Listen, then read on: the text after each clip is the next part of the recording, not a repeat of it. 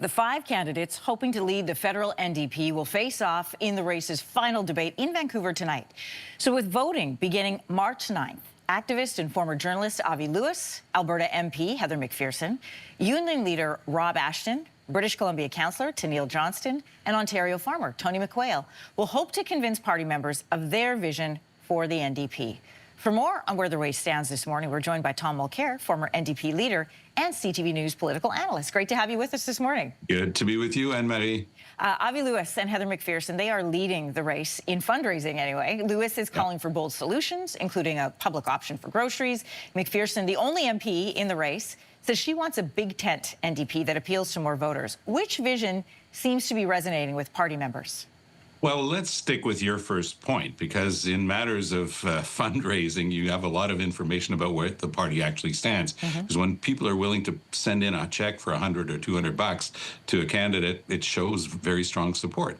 And that's what Avi Lewis has been doing across Canada. He's been out fundraising the other candidates. In fact, the information shows that he's pretty well been able to collect as much as the other four candidates combined. So I think that augurs very well for the votes.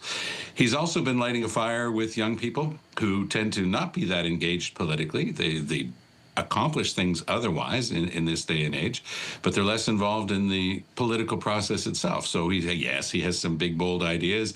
Talking, for example, as you just mentioned, he's going to have just what we need, a government-run grocery store. I mean, I'm caricaturing, but barely. But so he's trying to push things out there in a different way. In one of the meetings that they had prior to the actual formal debates, someone that he was asked to give in one word what his plan was for Canada. He said he needed 2 words, and his answer was general strike. So you can see that he's trying to stake out turf that the NDP hasn't been in for a long time. Very ideologically driven, very driven about himself and his ideas, but he hasn't done well when he's run personally. In BC, he ran a couple of times, and the second one was actually worse than the first one. So we'll see whether people who were thinking of running for the NDP are going to see in Avi Lewis somebody who can actually get them elected, because in the final analysis, that's what this is all about. Exactly. Rob Ashton says the party, his vision is that the party needs to return to its working class roots. And in the last election, I mean, I was with you on election night, we saw some longtime NDP strongholds fall, like Windsor West. It flipped to the Conservatives. So how crucial is it that those voters come back to the NDP? And how is the party going to do that?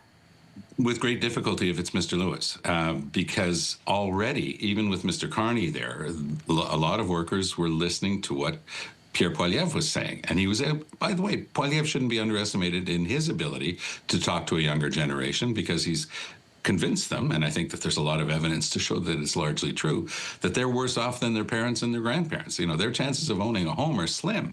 And so, yeah, a lot of young people feel left aside, and they're looking for someone who can provide hope.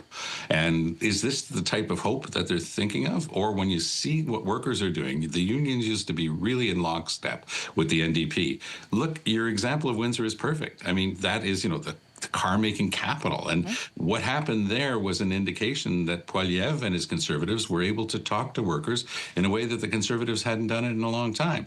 So I'm not sure that Avi Lewis is the type of person who can actually light a fire, you know, and get things going with that working class base. And I think that Rob Ashton is a very good point. Mr. Mulcair, you have a unique vantage point on this race in that you used to lead this party. So technically, these people are running for your old job. When you look at where the party is sitting now, no official party status, this devastating loss in the last election, who do you think needs to lead this party? Who can take this party back into official party status in the House of Commons? Well, I hate to bring it down to that simply, but one of the many things that Jack Layton, who frankly was the hardest working, the most accomplished politician I've ever had the pleasure of working with, he understood that you can't have a national party if you're leaving out a third of the country. So with me, because I was, you know, the first person to win an NDP seat in a general election, we grew that spectacularly in 2011.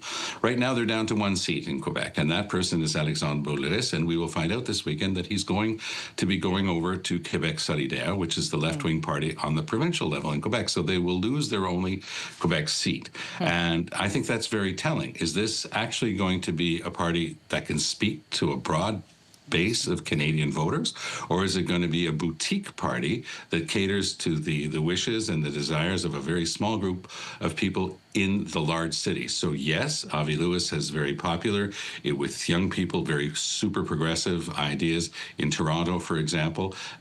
But is that going to play well across the country? And I think the answer is no. And losing, his name is Alexandre Boulris, the only NDP MP in Quebec, losing him is a sign that it's a dire moment for the party. You bring up a great point, and that's the kind of insight we were looking for as we were speaking to you this morning, and we will take with us when we were watching the debate tonight. Tom Mulcair, thanks for joining us this morning. All the best, Anne-Marie. If you like that video, make sure to subscribe to the Your Morning YouTube feed, where you can find all kinds of new content posted every weekday morning.